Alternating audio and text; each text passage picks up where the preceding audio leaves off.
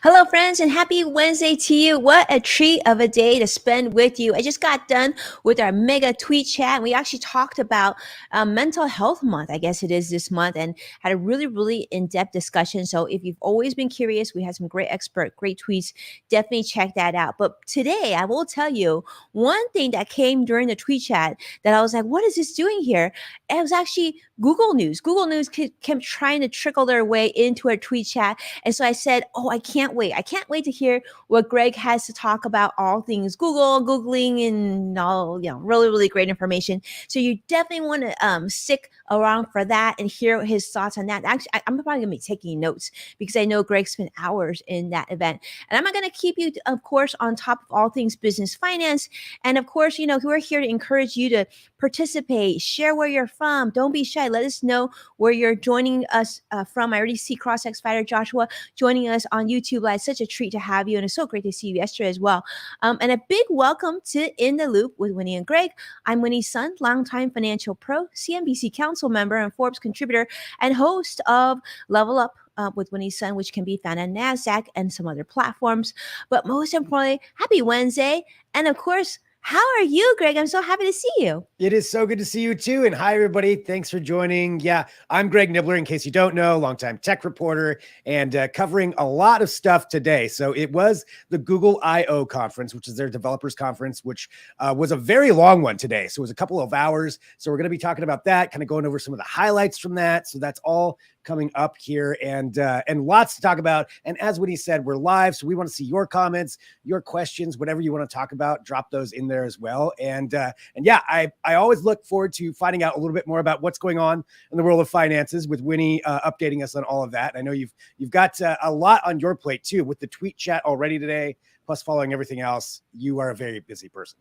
You are a very busy person too. I think we can agree that we're all very busy people these days, right? But there's such good information. So I'm so glad that you're all here with us. And I definitely want to hear. I mean, Greg, to be honest with you, I really wished I could have actually tuned in. So I'm glad that you're going to bring that to us so that we don't actually have to sit through a couple hours of it. Yeah. And we can get Greg's highlights, which are priceless. So, Greg, let's talk about money though, because like you mentioned, this has been a crazy, not even like week, month, but let's say the year to date so far, it's been nuts. Unfortunately, let's talk about how the market closed. The Dow closed down 333 points, literally just like 5 minutes ago.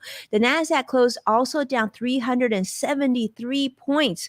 That is news that I did not want to hear. I'm going to tell you why in just a moment.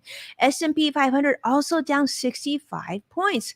Goodness gracious, just when you thought things were getting a little bit better, they seem to continue to trickle down. So I continue to get questions of like, what should I be doing now, right? Should I start to make moves? Should I start to buy on lows? Should I be buying on dips? What should I be doing? So I wanted to give you a little bit of highlights of what's going on with the economy, what's going on with the stock market, so you can make some of these decisions on your own. So today there was a big report that came out about inflation numbers for April. And unfortunately, the numbers soared for April to 8.3% versus a year ago. So we continue to remain at near a 40-year high for inflation. Not a good thing. In fact, the Consumer Price Index report jumped to that number, and more than 8.1%, which was the estimate originally. And actually, this is sort of the highest level in 40 plus years. It's crazy. Now, core consumer price index, now this includes things like food and energy. This was even much higher than expected at over 6%. Shelter costs, like where you live, that, of course, takes up about 1/3 of your consumer price index figure. That rose, believe it or not, at its fastest pace since 1991. Now, some of you may not even remember what you were doing in 1991, and some of you may not even been born in 1991. That just goes to show you how crazy this market is, because if you remember, it wasn't that long ago where the market was actually pretty good. So the question is, should you be worried?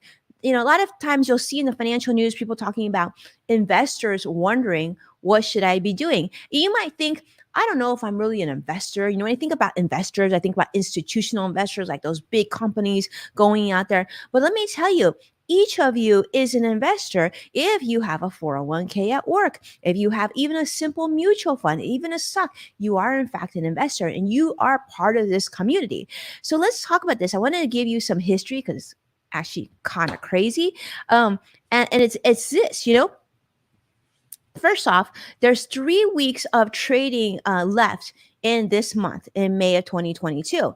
And it's been, believe it or not, the worst year to date, down 16% so far relative to overall down years for the index besides 1962. The S&P has now entered a free fall, this week.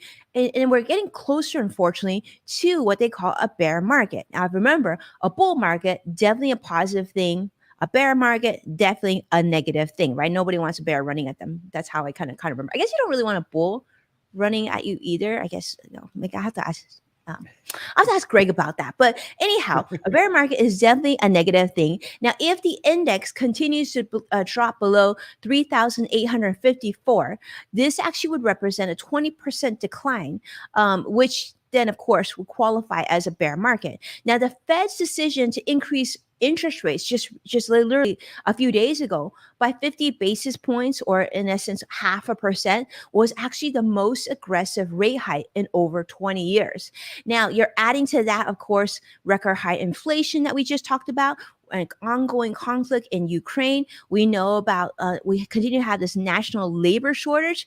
And why is that? Like, okay, we talk about labor shortage, we talk about like supply chain issues, but why is it that we seem to be talking less and less about the pandemic?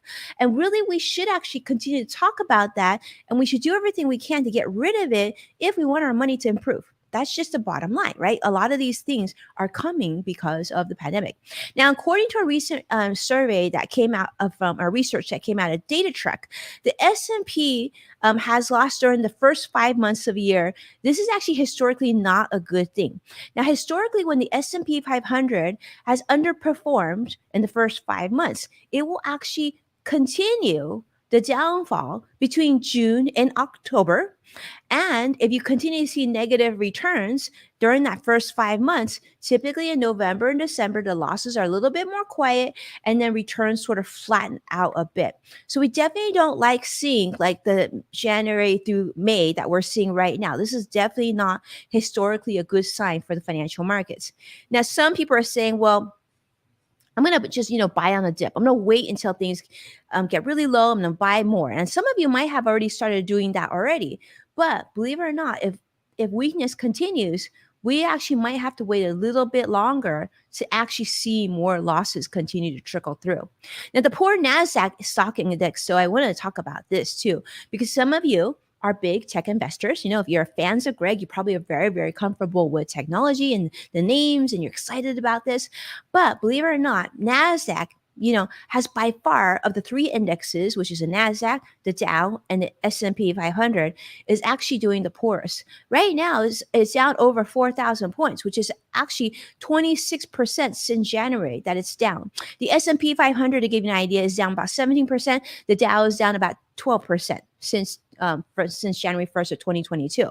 So this is a big deal because NASDAQ is typically also the index that represents a lot of things that we like, right? Technology, biotech, healthcare. And to give you an idea, the NASDAQ stock index has actually lost $7 trillion in market cap in the last 6 months. So essentially wiping out all the gain that actually came following the announcement of Pfizer's coronavirus vaccine, just to put that in perspective. Is pretty huge. So I just want to give you that information because I think it's really important to sort of have that mindset of where we are and how far we've fallen and how it compares historically. And then in coming episodes here, I'm going to give you an idea of what it looks like to invest on tremendous dips. I'm actually going to do some research about what it looks like to invest in pandemics, like historical pandemics, and what it means to your money a year, 3, 5, 10 years from now, and what you can expect. So I think that'll be really valuable as you try to make these smart financial decisions for yourself. And this is the last thing I'm going to share with you, because this was also research that came out today from the Employee Benefit Research Institute, the EBRI, and Greenwald Research. They actually show that about 70% to nearly 80%, about 70% of workers and nearly 80% of retirees actually feel very confident that they're actually going to have enough money for themselves and maybe their spouses as well to be comfortably retired. This is as of a survey that occurred actually January of this year. So to give you an idea, this is like, I don't know if it's realistic, but I think, it just shows how people still feel very, very confident. To give you some idea of perspective, I remember in 2009, this was right when things were coming out of what they call the Great Recession.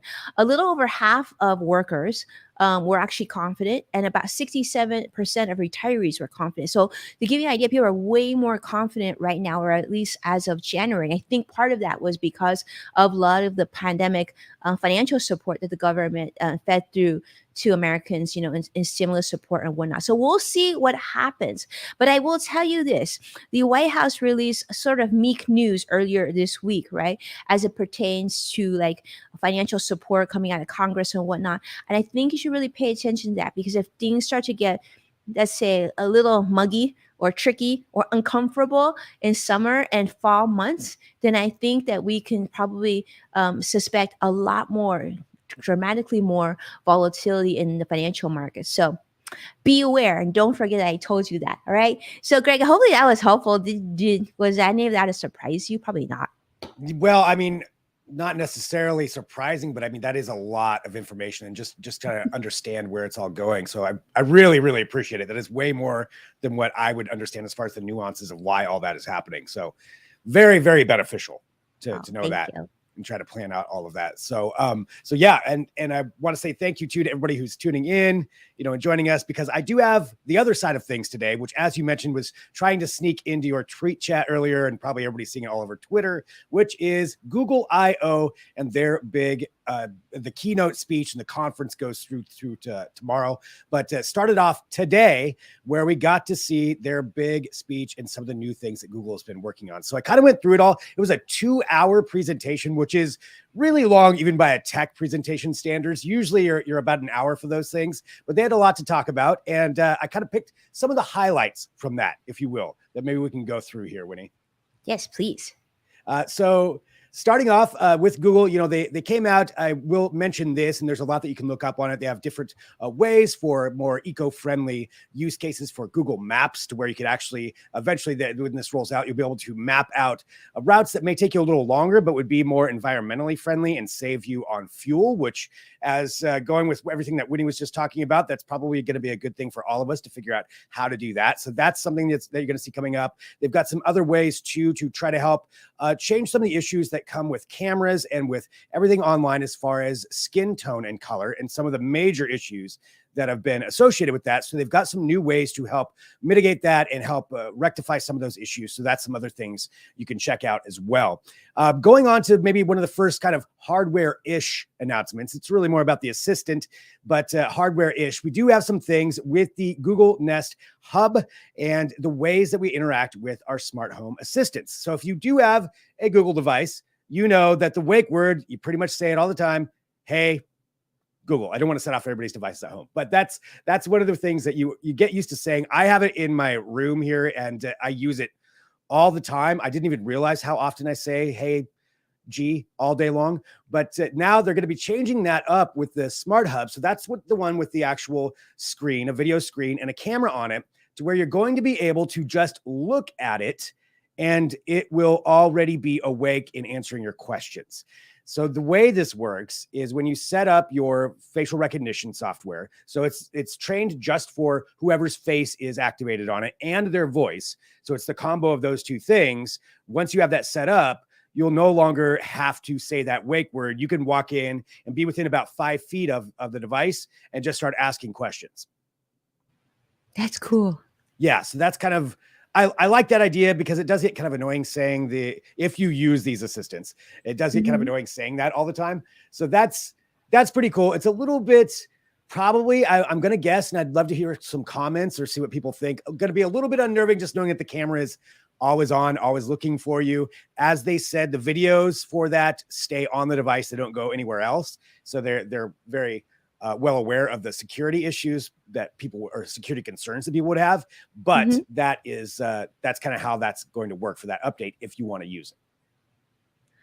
I don't know. How do you feel about that, Greg? I just feel like I don't know in my privacy of my own home. I don't know if I want a camera on all the time. Yeah. Yeah. And I can totally understand that. I think if it was in, just a specific area, say if you just had it in your kitchen or you just had it aimed to a specific spot where you knew if you go in there, that's something that you would use. I could see using it in that way. I mean, the devices are always listening in theory because they're listening for the wake word. So they kind of already are doing some of that. Which I know for a lot of people with smart home assistants, that's not something that they want. You can always turn that off. But yeah, I wouldn't want it on every device for sure. I wouldn't want it all over the Yeah. home, maybe one specific area. Yeah, like I think one thing I think would be great is if you had it on in the baby's room. That Yeah. might be good because you always want to hear, maybe that. But I don't know. I feel like, I know there's a really big court case right now between two very large celebrities. And just imagine Yeah. scenarios like that where it's always being recorded or I just feel like this could be a rabbit hole. Yeah. Yeah. I think for some people, this is going to be a specific market at first for people who are going to be wanting to use this. I think it'll take a while before people are completely comfortable, but that's one of the updates that they're doing to add on to that. So they had some more things associated with smart homes too, and more integration into the homes and how they're going to all work that. So lots of information. And that's why when I say I'm giving the highlights, I'm giving like a very brief highlight of these. There's 2 hours of conference. If you want to go in depth, there's lots of info out there, but that's kind of one of the takeaways from that one. So going from there, another highlight that I thought was pretty interesting is bringing back Google Wallet. Now, those of you with iPhone devices, you're used to a lot of this already. And some of this was already in Google Pay. And I'm talking about, storing your cards or your credit card, your debit card, your say you have a ticket to an event, you can do all that in there. But now with Google Wallet, they're really bringing in a bunch more and trying to make it actually more like a real wallet. So you've got car keys for some cars, which is already out there too for Apple and for Google, to where you can open your car. BMW in particular is one of the ones that's partnered with both Google and Apple for that, where you have your car key in there. But now they are working also for the driver's license side of things, as Apple is doing too. So again, if you're an Apple fan, you've probably heard some of this before, but and even your vaccine card, but really getting that all incorporated in there. And I think it's important that Google is doing it as well as Apple, because it seems to be, and I'm curious what people think about this, if this is something you're comfortable with, but that is really where all of this technology is going, to where you're going to have everything in that one device, to where technically you wouldn't need a wallet anymore because you just pay by tapping. You have all your information is in there and it's secure. So the way they were talking about that is if you have to share your ID or whatever, it's with NFC. So it's just with that chip. So you just tap a device or another phone and it securely transfers that info. That's where they believe that we're heading, is that it's all going to come down to keeping that all on your phone. And for myself, as somebody who can sometimes lose things, that makes me a little bit worried that I don't have a backup. I don't think I'm going to get rid of my backup actual phone and cards quite yet. But the convenience factor is definitely there. Well, Greg, I'm with you. I'm always about like carrying less things. And if you think about it, right? If you're carrying your phone and you're carrying your cards, you're actually having more things that you could potentially lose, right? I think for most of us, the one thing that we probably always remember is our phone. So I'm really curious. I'd love to hear, Vicky, your thoughts on this. We see Yeah. Brigetti joining us from Facebook Live. I see Joshua on YouTube. Like, all of you are joining us, and some of you haven't actually checked in and said hello yet, but definitely know that we're manning comments. We'd be curious to see how you feel about what Greg said. Greg, I don't know about you, but I think the one thing I absolutely do appreciate is I really love having my vaccine card, and I have kids too, and my husband. So the 5 of us having access to our digital copy of all our vaccine information, I find that to be tremendously helpful, because you don't you don't have to remember what day did I get my first shot, my second shot, my booster. It's like it's like nicely organized for you. That's Just helpful. right there. Yeah, right there. Easy to use, easy to access for anything. Yeah, I like that aspect as well. So, I mean, I think that the convenience factor is going to be really great once you get a lot of the states on board. And I know they're testing it out with Apple right now, as far as state IDs being on there. But once that all transfers through, I think that's going to make a big difference for people really adopting this, because I mean, the convenience of that is, there's no denying that, to be able to just pull it up, have your ID for whatever it is that you need, and have that accepted everywhere too. Because that's the other thing. It's got to be secure and accepted. But yeah, let's see. I'm taking a look here. Some of the comments coming through there. Yeah, I'm not so sure, but definitely has a convenience factor. Yeah, I think that's kind of the sentiment for a lot of people too. I'm still going to have my backups though for a while. Your backup, yeah, I think backup is really a smart decision. Greg, I'm curious to ask you this because I know you're my go-to for all things tech. Is what if, like, I guess, what if it there's a problem with your device and all of a sudden you can't get your information, right? And what if there's like hacking going on? I think that's what me, as a not as tech savvy person, those are some of my concerns. Yeah, definitely. That's a concern, I think, for everybody, as far as the security and making sure that stuff is safe on there. And I know, every device, every manufacturer, makes the claims, and they put that as a number one priority. But yeah, that's still the factor out there. I mean, it's still on there. So that is something, somebody to kind of consider in there. Yeah, Vicky says she likes it. She likes the idea. Yeah, well, that's something that's going to be coming. And I saw somebody asking for the update as far as when that's going to roll out. I don't know if we have the official date. It's usually rolls out in kind of phases as that happens. So I would expect it within the next several months, depending on where you're at and what device you're on, because that also factors in. There's also going to be an Android 13 update. That's the entire operating software with a bunch more security issues that are going to be addressed on that. And that also something that probably expected this summer, maybe this fall for everybody. There's betas that are already out there for people, but that's going to be a whole update too, just to add to that one. So it could be an issue if your phone gets stolen. Yeah, definitely. I mean, you certainly want to make sure you have your phone secured and locked, no matter what. I would recommend that anyway, no matter what. Make sure that you have a lock on your phone and something, either a passcode or biometrics, some way to make sure that's locked. You don't want people getting into that. So we have that. So the Google Wallet. So going through here, and again, I just kind of made a list of some of the things that I thought were interesting. So we're talking about phones, and Google did have a new phone announcement, and that is the Google Pixel 6a. So this follows the series that they have. They had the 5a last year, 4a, so on. And these are the moderately priced versions of their premier phones, of their flagship phones. So it's going to cost less. It's going to cost, I believe it's $449 is what it's going to start out with. And there's a little bit of a difference with this one between last year's 5a. So what they did previously was on the 5a versus the Google Pixel 5, you got on the 5a still the really good camera that came with the premier phone, which is kind of a huge bonus, but the processing power was not as good. So you're not going to be able to do as much, not as fast, battery power, all that stuff that translates into that. This time they flipped it. So your camera is not going to be as good, but you're getting the Tensor chip, which is going to mean your phone is going to have just as much processing power in theory, or close to it, as you can get with the Premier phone. So I guess that's kind of a debate too. Which do you want more? Do you want the really good camera, like the biggest, the most megapixels you can get, or do you want a phone that can process things and runs smoother and maybe with a longer battery life? Like, if you had to weigh those two, it's a difficult question. I think it's really challenging question. Yeah, depending on what people want to go with. I mean, I think I would probably, the processing power is impressive. I think that's probably what I would go with. I mean, on the surface, you think camera, but the camera is probably going to be pretty good anyway, even if it's not the highest end. So I'd probably go with this processing power. I kind of like the move.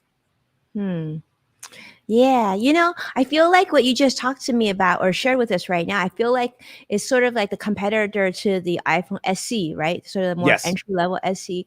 Exactly. And, and so I think, I mean, like, my kids aren't old. I mean, my son's 13. I don't feel like he's old enough to have a phone yet, but I'm thinking that if I were to get him a phone, I'd get him one of these entry level phones, right? And like, which one would probably be to his benefit? And I would agree with you, Greg. I think processor would probably would be more important than like the best camera, because like you said, they're not going to give you a weak camera. It just won't be like with all the bells and whistles, right? Yeah, Exactly. I mean, if you're a professional photographer using this as your device, then yeah, you want the best of the best of the best. But even the middle level ones, they're still pretty good cameras, at the end of the day.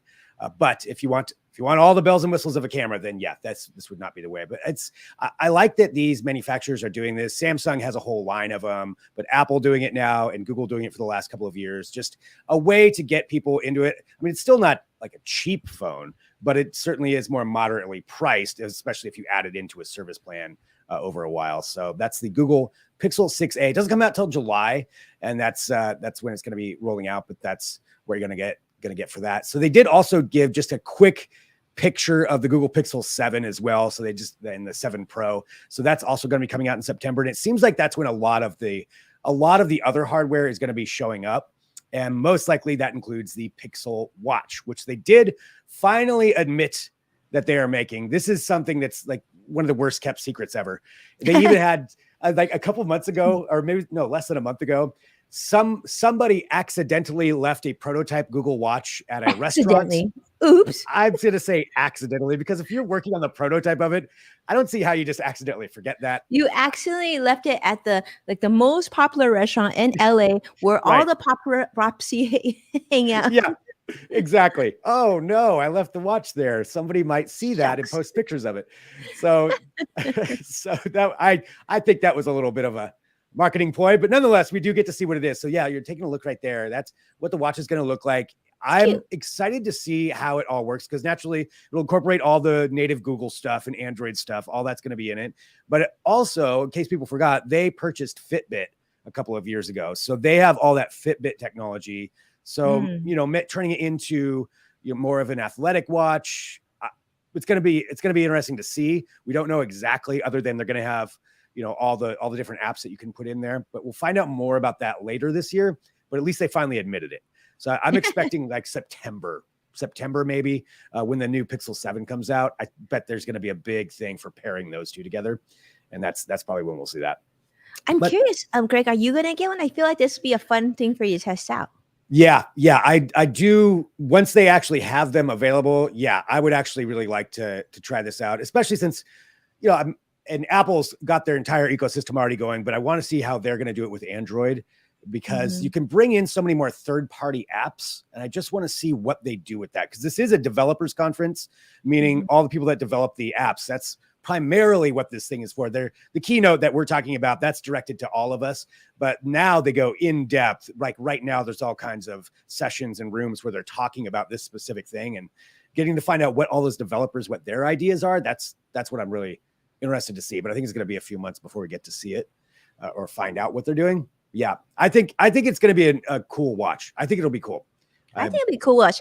Greg, I would think that they should consider making us a mega face watch. I wouldn't be opposed to like a big watch, because I remember like back in the day I was in high school, I had a huge watch. It was kind of cool. And if it means, less to carry, I'd be okay with that. Yeah, you like a big giant one? Yeah, a big giant watch. I mean, if Vicky, Bridget, what do you guys think? I'm curious to see. I just said, George, let me know what do you think about my big watch idea? I mean, maybe we're heading that way. Yeah, where you have a big giant watch that, right? with a television screen on it, and then you don't have to carry the phone, right? You just carry like one cool big watch. It's all in the watch. Yeah, just scan it going in. Yeah, I mean, maybe that could be. You can do a lot with the watches already, so that does kind of make sense. So you've got that with the Pixel Watch, and then this is the next part here, where I really like it when we get to a little bit of a glimpse of some things that these companies are working on, because their research and development teams, Apple, Google, Samsung, all of them have very, very high-tech stuff that you may not see for years that they're working on, and we rarely get a glimpse of it. And this time they did give us a little bit of a glimpse of the future of augmented reality glasses and one aspect of what they can do. So every company is working on AR glasses right now. Apple's going to have some coming out. Facebook does. Google certainly will. I mean, they tried before with Google Glass. This is a revamped version of that.